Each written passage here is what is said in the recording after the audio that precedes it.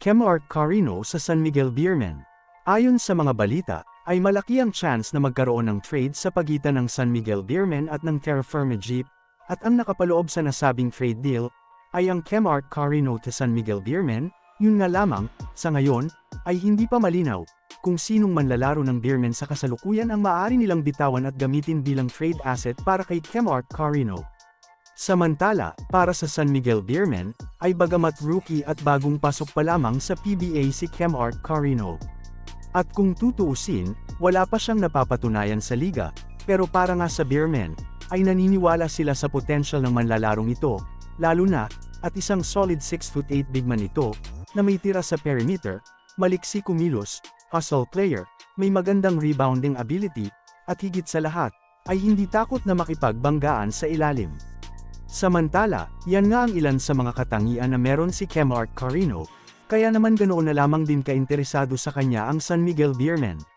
Naniniwala nga ang koponan na ito, na magiging magandang karagdagan ang tulad niya para sa big man rotation ng San Miguel, lalo na, at hindi na rin naman nabata ang kanilang mga kasalukuyang big man, kaya naman ang magkaroon ng batang-bata pang si Kemart Carino, ay bukod sa gagawin itong mas bata ang overall roster ng San Miguel, ay magdadala rin ito ng overall height advantage para sa kanilang koponan, magpapalakas sa roster ng San Miguel, at higit sa lahat, ay tiyak na mas lalalalim din ang pangkabuuang roster at rotation ng San Miguel Beermen.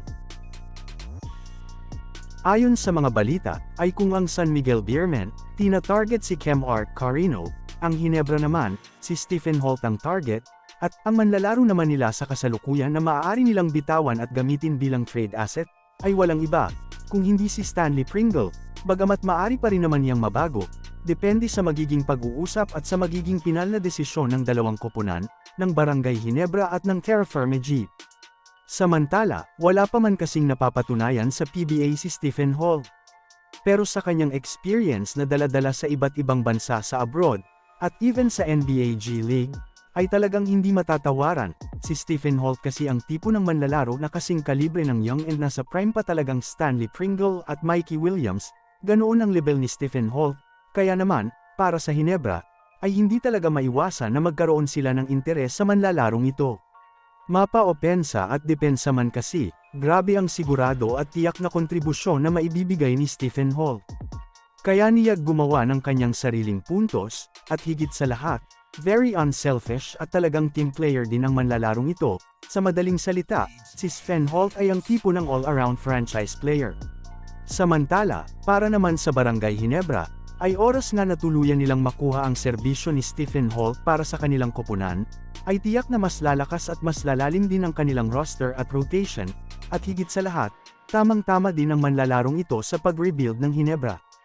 Kasi hindi naman natin maitatanggi at may kakaila, na nagkakaedad na talaga ang roster, partikular na ang guard rotation ng Gin Kings, kaya naman ang pagpasok ng isang Stephen Holt sa roster ng Gin Kings, ay tiyak na magdadala at magbabalance rin sa overall age average ng Barangay Ginebra. At dyan na nagtatapos ang ating mga usapang basketball para sa araw na ito. Kaya naman siguraduhin na nakalike na ikaw at nakasubscribe at mag-hit na rin ng bell button, para updated kayo palagi sa ating mga usapang basketball. Maraming salamat po.